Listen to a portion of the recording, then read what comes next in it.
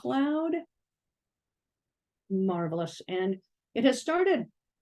So welcome and thank you very much for making some time to come and learn about one of the things that you can do and you can teach others to be doing during, before, after, and during the eclipse. Although for the most part, I think most of us are going to be doing it before and after the eclipse with your participants, and you know, even if you're just hanging out somewhere, you and your significant other, a friend, you can do it as well. So I wanted to get you started on some of the basics and answer some questions, and then hopefully even give people a chance to take it outside just for a few minutes, because I know it's hot, and give it a spin with the tree height app. So our tree height tool. So let me go ahead and share my screen, and then I'll jump into explaining the method to the madness that I have here. I am going to try to make sure I'm still watching to see if anybody comes in, trying to multitask here so that I can let them into the room. So hopefully you can all see my screen okay. And I'm going to get this a little bigger so I can see that. This should look familiar to you. This is our standard operating story map that I use. So I'm going to be going over here to the Globe Observer section of the story map for what we're going to be looking at today. So the Globe Observer app, it is basically an open science way of getting people involved and invested in collecting data in a couple of very systematic and very, very easy ways to have something that is not that challenging for anyone to get involved and to be a part of collecting data on their local environment. So we call the app the Globe Observer app, and we call the 4, and later there will be 5, the eclipse. We call the different, they're kind of like projects, but we call them tools. So that will be the nomenclature that I'll be referring to. We have this app, and it is a NASA sponsored app, and nobody will ever be contacting you unless you buy into some of the different contact options there. But the first time after you download it, you do need to put in in order to kind of get your to register, you do need to put in your email address. Once you do that, and hopefully all of you have gotten to this point here, you've been able to find the app. It can be on any type of smartphone, almost any type of smartphone, and an iPad. Because it is an app and because it's using geolocation, satellite technology, it is not able, you're not able to do it on a computer. And because I guess not just because of the geolocation, because of course you could do that on your computer, but because of the ways that you're going to be using it to collect data. So there's what it looks like. It's that one that has that magnifying glass kind of icon there. There's another one there that's a broader Globe Program app, but the one you want is the Globe Observer app. And as I said, the first time you download it, you're going to need to enter your email address. Then you'll receive a passcode. You enter that, and after that, you don't ever need to put in anything again. So on my end, I'll grab my smartphone here, and I'm going to go ahead and I'm going to open it up. I keep it over here with my iNaturalist and my citizen science apps. And so when I open it up, I have the clouds, the mosquito, the land cover, and the trees tools that are showing up. Sometimes they update this, and so it's a good idea to check the app before you're going to go use it. Just kind of bring it up to make sure that if you're getting ready to go out and use it, they haven't put an update on it. You have to sit there and wait for the update. To use the tools, you do not need to have internet connectivity. You do need interconnectivity to download the app, and then you also need the internet connectivity to send your data in. But other than that, that's one of the nice things about this, is that you can collect your data and then you get back into a place that has internet data. All right, so another I'd really like people to put in, and I'm going to show you what it looks like, is referral code. And what I'm going to show you why. So to find where to put the referral code, I'll go through and show you that it's all capital letters, GLIDP, and then it's the number 2 and the letter F8. But I'll show you where to put it if you haven't already put it in there. And when you train people, or when you get them to download the app, ask them to also put in this referral code. And I'll show you why. It kind of shows, kind of like we did during COVID, where you could see how the virus was spreading. The nice thing about this is that we can see how training people and getting them to download the Globe Observer app by people affiliated with the Texas Master Naturalist program, how that's spreading. And so I'll show you what that looks like in a couple minutes. It's kind of cool. So here's how you will do that. If you have the app already downloaded on your smartphone, you'd come over to, and I use an Apple, so I don't exactly know where it would show up on a different kind of a phone, but have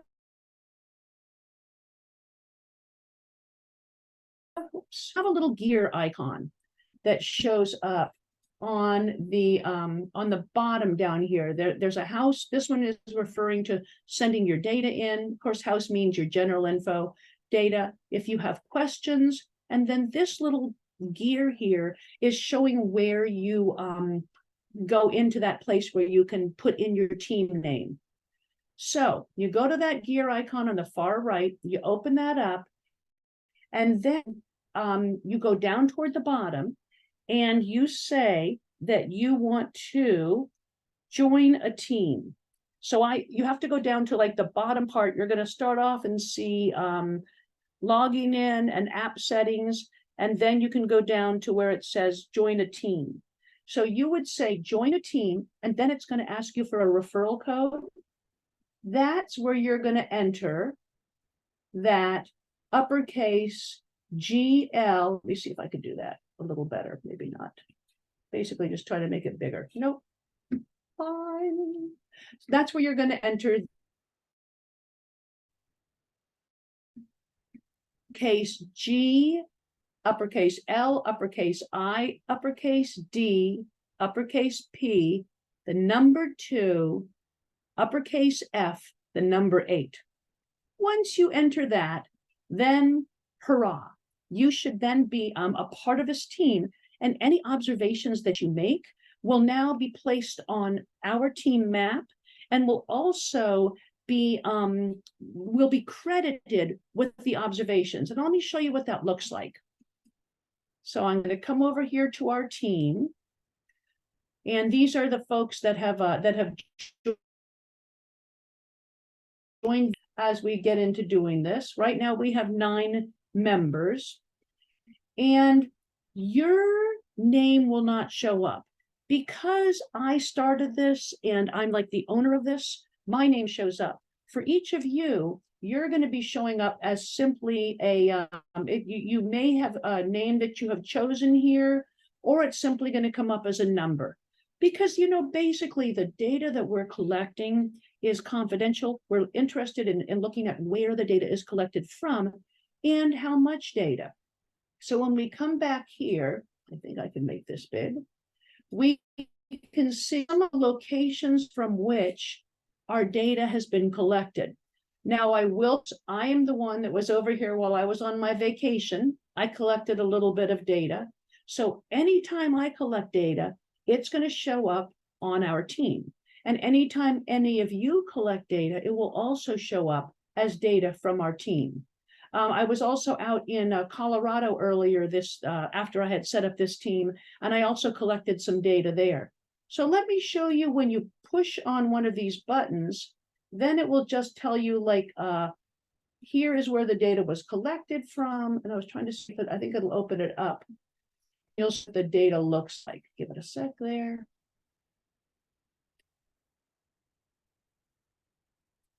Oh, this is the Viz system one.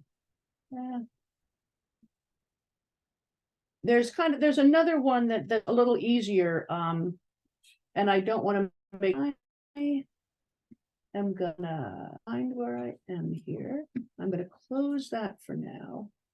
I'm gonna close that for now. And I'm just gonna go back. Who's waiting? Sorry, I feel like the Wizard of Oz when I do this. I've got two and one where I can kind of see people here. So here again, we have this map, we have the observations. You can see here the kinds of observations. And as you start to make observations, what it will show is kind of the tool that you used and then the kind of data that you collected and when the last time that you had entered data. So August 21st, 2023 was the last time I did. This will all make more sense once you get going. And basically what we hope to see with our group is just, we hope to start seeing a lot more folks popping up here in Texas, starting to do observations. It's nothing wrong with the fact that we don't have observations already. We're just kind of getting into this. Let me pause for 1 minute and see if there's any questions. And then I'll move on to talk about why we have this data and the kind of what we can do with it before I talk more specifically about the tools. So you can put questions in the chat or you can just unmute if you have any.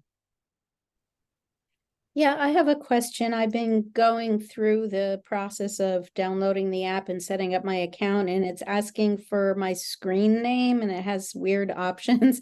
Can I just make it like Ruth? I'm sorry if you talked about that. I didn't, Ruth. That's a great question. Okay. I think you have to pick one of those silly options or just say nothing and it will end up being those numbers. I think, and here's what happened. Well, you would put something nice on there. We have some people that, while we can't have nice things, some people that wouldn't do things that we want to see on a family show. So that's why the options are either those silly, two things that go together, or it'll just give you a 0, la, la, la, sort of a thing. Okay. Good question. Yeah, with NASA, there's always, and you may have this with the organizations you work with, they always have to, bring it to the legal department and see what legal says. Yes, I can type the code in the chat. Excellent. Thank you for asking that. Here, copy, and paste. There we go. Great question. And these codes are also kind of silly, but we have no control over them. So I just love, we didn't have this this option before, and it really is fun to watch it spread. And I feel like with an organization like the Texas Master Naturalists, as you are using this more, and you're also kind of looking at metrics and getting a feel for whom you've trained and how much data is being spread as a result, it's really kind of fun to watch it spread. All right. Move on. If questions do come up, of course, just stick them in the chat. I'm monitoring that as well. So a cool thing about most NASA data, back when we started having satellites that were studying Earth and collecting data, for example, the Landsat mission in 1970, it started off where people had to pay a lot of money for the data. And we started to realize, not we, but NASA started to realize, well, that's not really the right approach. We are using data that was gotten using, obtained using taxpayer money, and therefore we want to make our data freely available.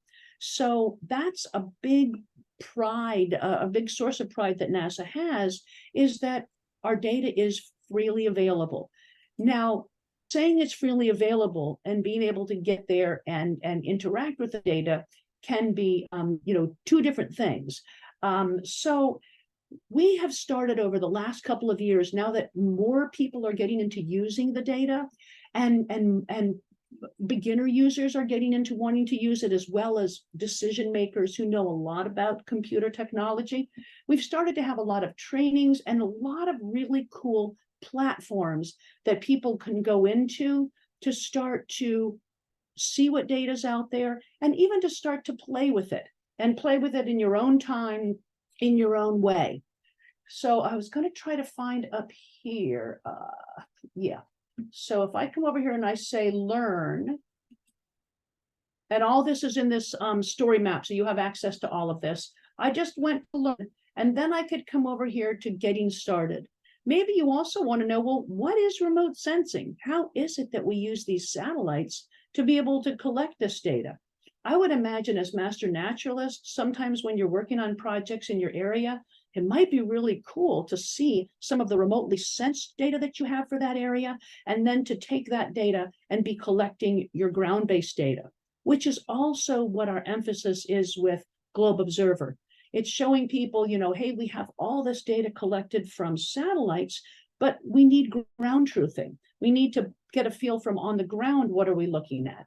And partly that also can be used to help the people who are setting up the satellite algorithms, because sometimes they'll be looking at something and they'll think like that they're seeing clouds, but it's actually snow. So one of the things you'll be doing with the Globe Observer app is you'll be reporting in on the ground conditions and just where you are. Is there standing water? Is there snow on the ground? Is it muddy? Just giving a little bit of information. It's real short, simple, and we'll look at that. Just kind of pick one or the other to let, then those can be compared by the people working on the satellites to get a feel for what's actually happening on the ground. So let's say you did want to play with this data. You want to see what actual data is out there. You can come in here and select, where do you fit in this? And then if you're new, you can get in there and learn more. I'm not going to go down this labyrinth right now, but just to let you know that it's pretty cool and that's available. And there is tons and tons of data that is freely available to you. And the year of 2023 has been named the year of open science data, to let the public know that there is all of this data that is now much more easily accessed. That being said, you will get into some of this. I'm not a computer graphics specialist by trade, and I get in there and I can get lost pretty easily. But every year it's more and more user friendly. So just get in there and play sometime when you have a little bit of free time. So now I'm going to jump in and show you an overview, or give you an overview of what these 4 tools are that you have on this Globe Observer app. So basically, well, actually, before I start that, I'm going to give you some tips. You're going to be adding to this open science repository of data, and you can see that data anytime. You can see it by going to looking at your own phone, where you have that app. When you go down, go back to my beginning of my app, I can go down to the bottom where it says my observations, and I can see my observations. I can also go to the Visit the Globe website or Visit the Observer website, and the data are there as well. So later, when you've played with this, if you get to the point where you think this would be a kind of cool tool to use with some of your people with master naturalist projects you're doing, if you want to know how to play with the data a little bit more and how to get into it, feel free to reach out to me, and I'll do a deeper dive in how to play with that data. It's not that challenging, but it's nothing we need to get into for the purposes of what we're looking at now. Couple things to make this work correctly, to make Globe Observer work correctly on your phone. Make sure you have your location setting turned on, because these are confidential, and the way that we are collecting this data is we're concerned mostly about, well, not mostly, we're concerned only about where the data is coming from, the geographical location. This tool and all these tools and the app can be used in 127 different countries around the world. They have a what do you call it? A contract with the United States, with NASA and with National Science Foundation and NOAA, they have an agreement, a bilateral agreement that data can be shared openly. So you might imagine China's not one of our countries, Russia's not one of our countries, but there are, if you're out traveling, there's 127 different countries around the world where you can be collecting data from. And so that's kind of cool too, as you look at your map and see your observations to see all the places you've collected them from. You need to allow the app to use your camera, because the way that we're collecting data is by using the camera function. You want to be sure that your portrait orientation lock is off. So that's something I had no idea that I had any control over, or that there even was a portrait orientation lock. I found on my phone, and I don't know, I guess I got this silly filter so you might not see it, but for my Apple phone, if I push down, then that's where there was that little icon where that says if it has your photo lock on, portrait orientation lock on or off. Basically, you want your portrait orientation lock off, because we're going to be taking our pictures sometimes are all the time in landscape mode. So all that's up there should you have questions. These are the 4 basic tools. Clouds, it's fun to go out and do a couple times a day. I just got a notification from my county telling me we're going to have thunderstorms today. So I'll probably go out when we're done today and do a cloud observation. Kind of fun to see what kind of clouds I can identify. Later today, if I remember, sometimes if I'm standing at the bus stop or I'm hanging out with my grandchild and we want something to do, we'll just stop and do a cloud observation. Those you can do, like I say, as many times as you feel like from anywhere.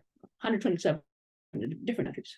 Mosquito one is really cool, especially now that we're starting to have mosquitoes and vector-borne diseases become a problem in the United States again. And basically what you're doing is you're training people to be alert and aware of standing water, so that when they're aware that standing water can be a perfect habitat during warm weather for mosquito moms to lay their eggs, then you're training them to just get used to checking that water every week.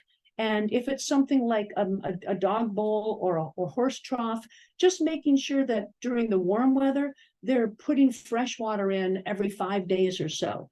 Or if it's something like a ditch where you can't really take the water out, you might want to go to the local hardware store and get a larvicide, so that you're not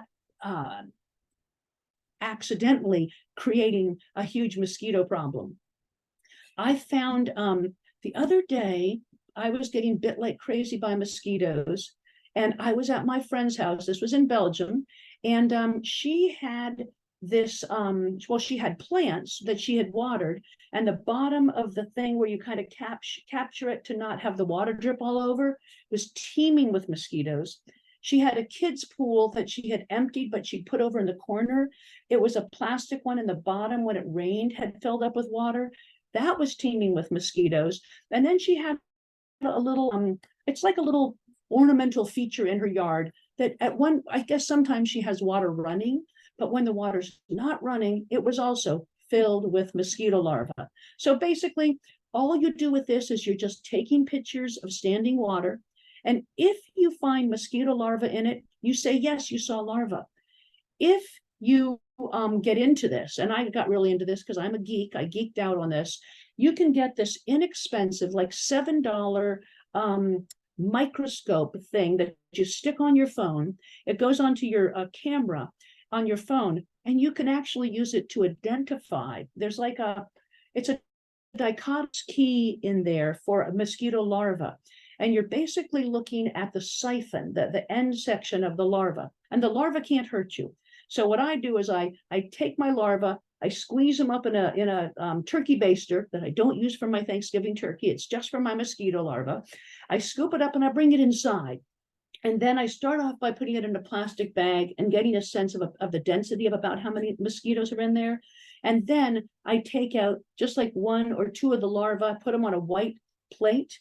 I do this inside because it takes a little while to kind of try to work on identifying the larva and going through the key. And also because if you're finding larvae out there, there's probably adult mother mosquitoes that will be out there to bite you. So bring it inside, go through the key, and it's really fun to go through and identify your mosquitoes. I have found vector mosquitoes, Culex, Aedes albopictus, and Aedes aegypti, just here in Maryland when I've gone out and taken a look and gone through that key. When you go into the Globe Observer site, it will tell you what kind of magnifier you need. Basically, I just go to, and if anyone is interested, just email me and I'll tell you. I really get into the mosquito one because that's so cool. And for master naturalists, that might be a really neat thing as well to do. Land cover can be as interesting or as boring as you like. And also mosquito, I would just do like 1 week, if that. It's just kind of when you think of it and you're outside and you see standing water, take a picture of it. And then you can take a look and see if there's any mosquitoes. If you can empty it, then you empty it, and then you kind of get a little happy face saying, you emptied a mosquito, potential mosquito habitat. Land cover, you're basically just standing there, and in 4 directions, you're taking pictures. So you can imagine that this will help you to monitor, if you do this like once a month, kind of neat to monitor the different types of vegetation that you are seeing, how much vegetation you can be in different settings, and be looking at how much is urban, how much of it is just, short grass, tall grass. With that, you can just take pictures, or if you want to get into it more deeply, you can go in and set percentages of the different types of vegetation that you're seeing in that location. So all of these kind of are super, super simple. But then if you want to get into them a little bit more, then you have, not all of these, but the mosquito and land cover, you have that option. And then trees, that's the one we're going to try out in a minute here. That one is the best one to start with. You just basically find a tree, and I'm going to show you a little video on it. And I'll hang on 1 sec, but and I'll show you that video. But basically, the trees one is the one that I would say, get out there and give this a test drive, and start off with the trees. So let me show you. I'm going to bring and since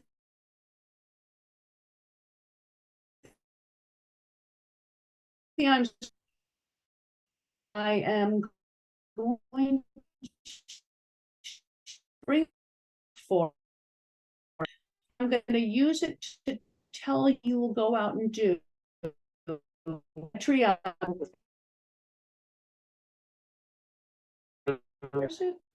And try to make it full screen. Give me 1 second here.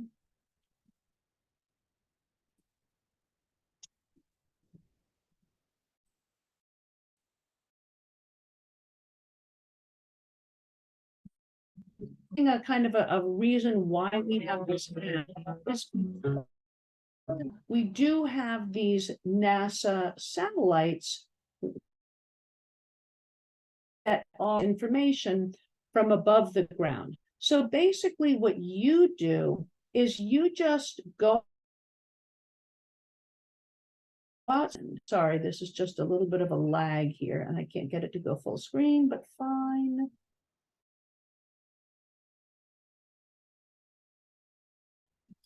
At a tree, and he's just standing in front of it. You have to make sure that the tree is about 15 feet away from you. So you, and I'd say between 15 feet and 50, maybe not more than 50, maybe 15 feet and 100 feet from you. So it gives you a pretty big range. You also want to make sure that you're going to be able to take a picture of that tree. It's okay if other trees are around it, but you do want to make sure that you're able to get the base of the tree, the bottom of the tree, and you're able to get a picture of the top of the tree. So this doesn't work well if you're in a big forest. You're going to really kind of be looking at the trees that are on the edge of the forest where you can make out the top of the tree and the base of the tree, and or trees in a park, trees in a yard that are kind of standing alone. So what this do is it's going to calculate the height of the tree for you. And then that data is going to be shared with everybody. We have this satellite that is able to do that. their tree canopy as they go around Earth. All right, well, that didn't work too, so I apologize. Let me come back to this. I had thought it was a different video than I had wanted it to be, but such is life. So I'm going to go through this again with you. Basically, you'll go outside, and we'll do this in a minute, and we'll say take well, actually, you know what? We won't, because I just realized there is a tutorial that you're going to need to do first for land cover and trees right there on your phone that won't come up again, but is going to show up the first time you use this. And I believe most of you are first-time users. But let's go through and if you have this downloaded on your phone, let's go through and I'm going to walk you through how we would do it. You'd go ahead and you'd tap on trees, and now probably what's showing up for you is where you have a tutorial. And maybe one of you can tell me, I can't really see anybody because that's not showing up, but maybe one of you can tell me if that's what you're actually seeing when you tap on the trees. Can I ask a question? I'm sorry. I'm still going through signing up for it. What do I answer under Globe Team? You rock. Okay, you want to put in there, Yeah. and these are all capital letters where there's capitals. Okay. Your referral code is GLID. Oh, so I'm joining a team, not an organization. That's right. You're joining. Okay, because I have that code. All right, got it. Right, perfect. No, these are Okay. no questions or bad questions, and I love you to ask the questions so that way I can hopefully, when you get out there and play with this, I've answered them. And by the way, when you get out here and play with this, if you have any questions come up, I'm going to put my cell phone number in there. I truly do not mind if you text me or call me. Your question will be one that lots of people have, and I should be able to easily answer it. And if not, send you to where somebody can. So just call me or text me when you're out there doing it. And then I can, kind of do it with you or help you figure out what the problem is.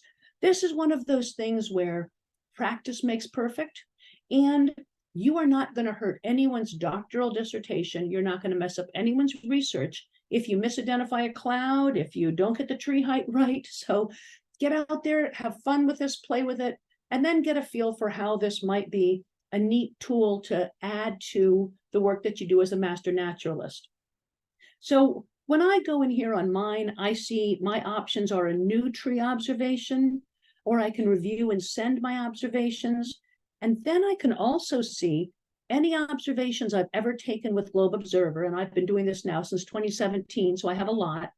I can also just get up my trees map. So anywhere in the world where I've done trees, I'll see that. Or I can see all of the observations around the world on trees. So really, really cool, powerful stuff to get out there and play with. But basically, if I were to push, and when you go through your tutorial, then you'd be able to do this. You'd push that you're doing a new tree observation. And then what's going to happen is it's going to come up and tell you the date and the time where you are. And then you just take a look at that. You don't have to enter it. It should automatically fill that, and then you'll just say next. Now, here's where you're going to see the surface conditions. And these are going to come up for all 4 of the tools, and I believe the Eclipse tool as well. So is there snow or ice where you are right now? Probably not. Is there standing water? Where I am right now, I'm going to say no, because there's not. Later, when we have the thunderstorm, if I was out there after the thunderstorm, like doing a mosquito observation, I'd say yes. Is it muddy? Right now, we haven't had rain for 2 weeks, and our grass is turning brown, as dry as a bone. So say no. Is there dry ground? Yes. Are there leaves on the trees? Yes. Is it raining or snowing? No.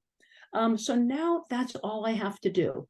And again, that's helpful to those people who are working with satellite data to be able to, if they have what they think is an error in their data, they could look at some of this publicly sourced ground data and see what the ground conditions were like. So then you choose a tree, any tree in your yard. And first thing you're gonna, and the most important thing with this is that when you're holding your smartphone, you're kind of, you're keeping your hands still. So you're getting your bottom of your tree, and then you're going up your hands still, but moving your phone and getting the top of the tree. Because basically we're using triangulation. You're doing the base of the tree, held at one level, and then you're going up and getting the top of the tree. And then after that, it doesn't matter how you hold it, then you're going to take a picture of the tree. So first thing you do is you kind of stand back, make sure you can find where the bottom of the tree is, and you take a picture of the base. And I can do this now because I can erase this easily. So I can just play with this in my house. Then it's going to say, do you like this alignment? If you decide no, try again, that's cool. If you say yes, then you continue to measure tree top. So now I keep my phone in the same position that it was as far as height wise, but I move it up, I lever it kind of up. So now I'm getting the top of the tree. And that's where, for me, I make sure that I can see the top of the tree before I get started and find which branch I'm going to consider as the top. Because sometimes once you're doing this, you'll be like, oh, wait a minute, where was the top of the tree? But it then says to you, okay, are you happy with this? Yes or no? Then you say yes, then you can photograph it. So photographing it, you just stand where you are, doesn't matter how you lever it, and you just take a picture of the tree. Now, this is the part that's kind of fun. My grandkids love doing this with me. Now you're going to walk to the tree. Now the tree, I was saying stand at least 5 feet away from it, because you have to have at least 12 steps to the tree for this to work correctly. So then you walk to the tree.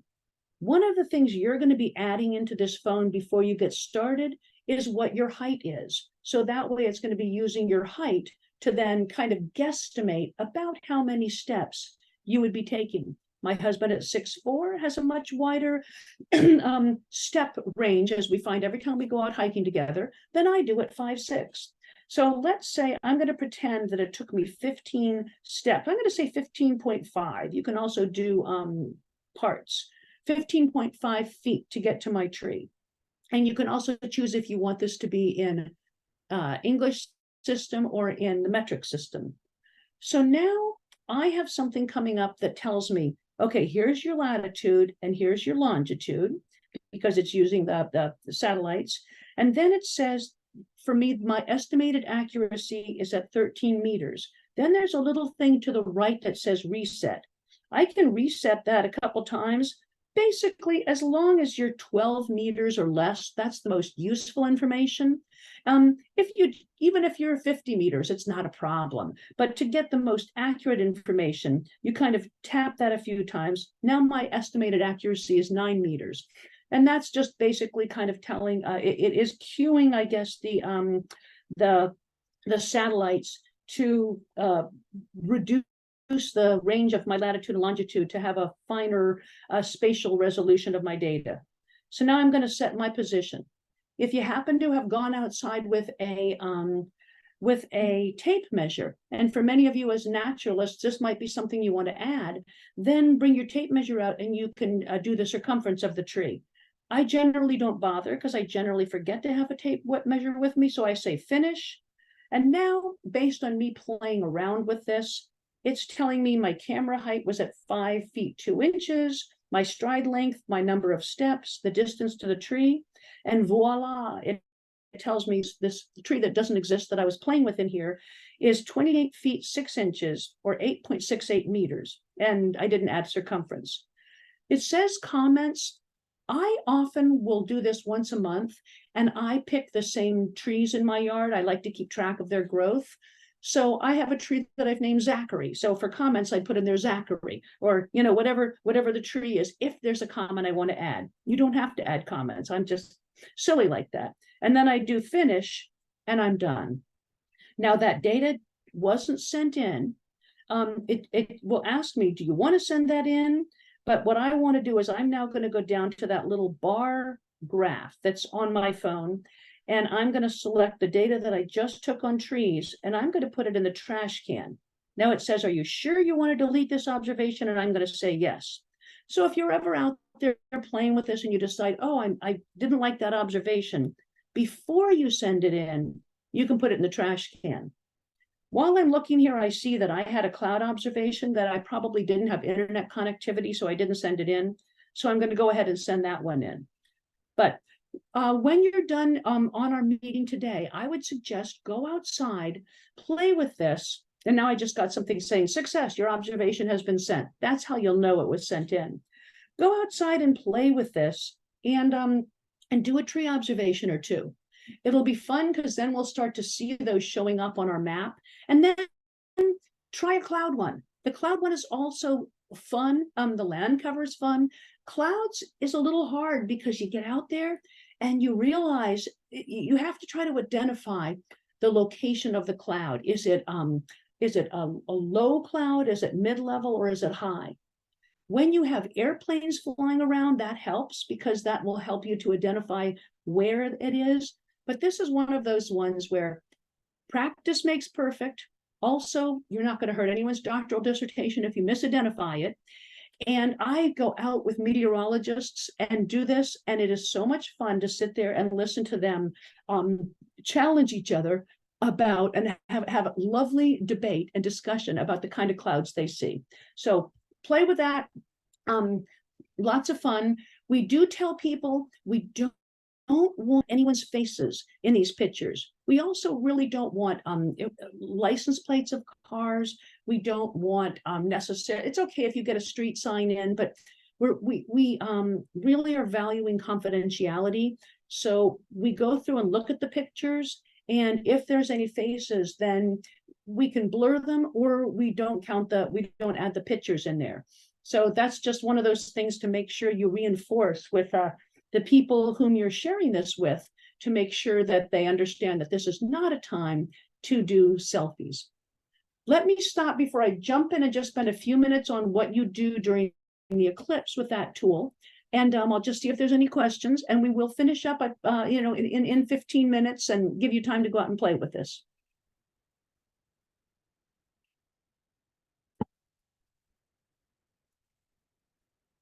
I always feel kind of like I'm spraying a fire hose on people when I get in here and tell you about this, but get out and play with it, because when the eclipse happens, it's like a 3-hour duration, plus you want to get there early and you're going to be waiting till traffic dies down. So you're going to be leaving late. You're going to want something to do with your time. So playing around with this tool and collecting data is really a neat activity to add to some of the things you're doing while you're waiting. And be some really cool data for us to have. And I was helping collect data, and I will also be helping collect data during this eclipse for the Texas Master Naturalists at their annual meeting. And I'll be there with a pad, having people collect temperature data and then showing them how to download. And well, actually, I'm going to tell them download the app ahead of time, because you need to have internet connectivity to download the app. So that's going to be something you might ask folks to do before the eclipse, if you're going to be hanging out with any folks and you want them to do this, and you will want to do as well, so that you're you got the app and you're ready to go. When you push on that button, it's going to go through and explain to you why we're interested in this data and tell you why that information is important. I'm not going to do that now. We've already talked about why the safety is important. These were observations, I think we have a visualization, that were taken 17. If we, when we had this tool up and running. And let's see if this comes up for me. And this is what we're hoping to get for the annular eclipse, and also the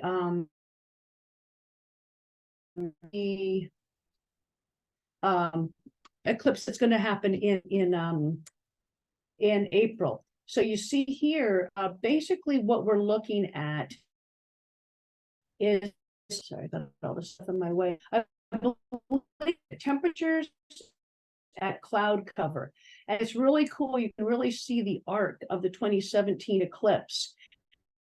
And some X marks here.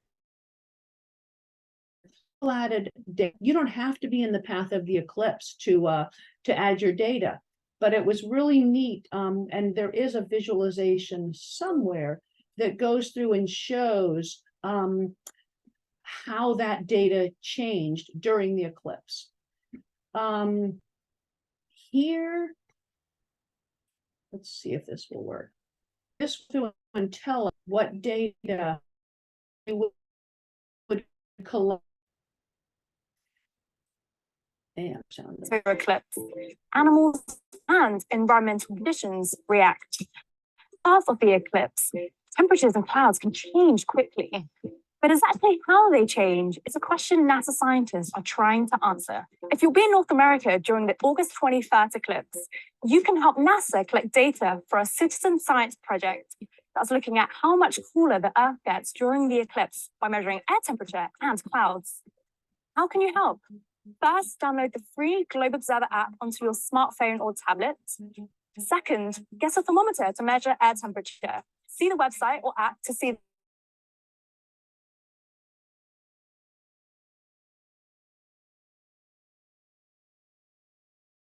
the suggestions database, where it's accessible to students and scientists from all over the world.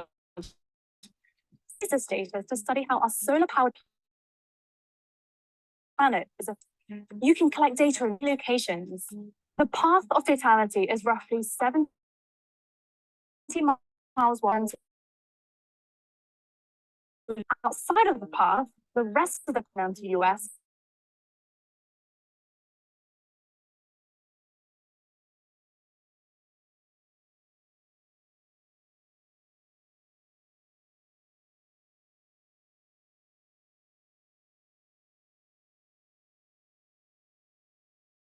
come back here.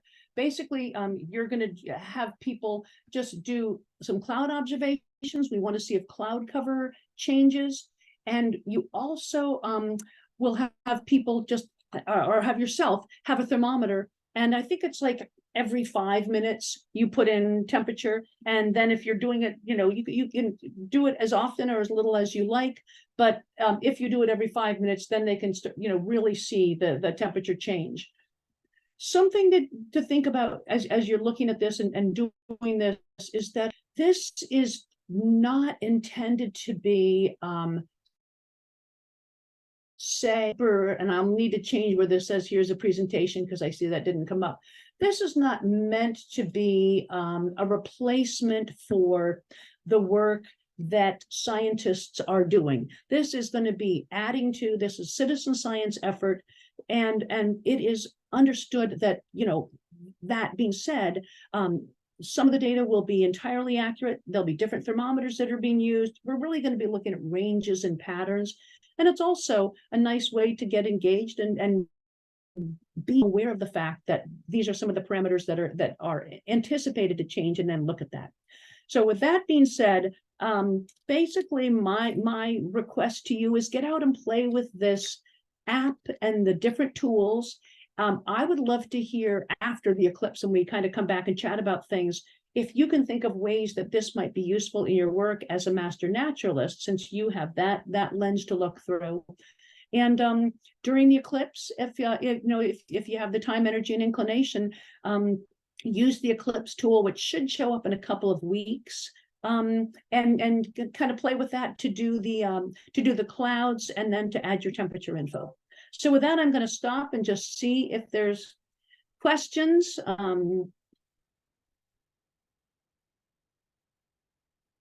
Comments.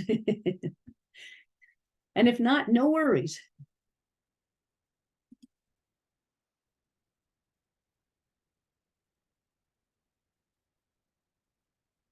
And I thank you for making time to jump in and play here and learn about the Globe Observer app and the tools.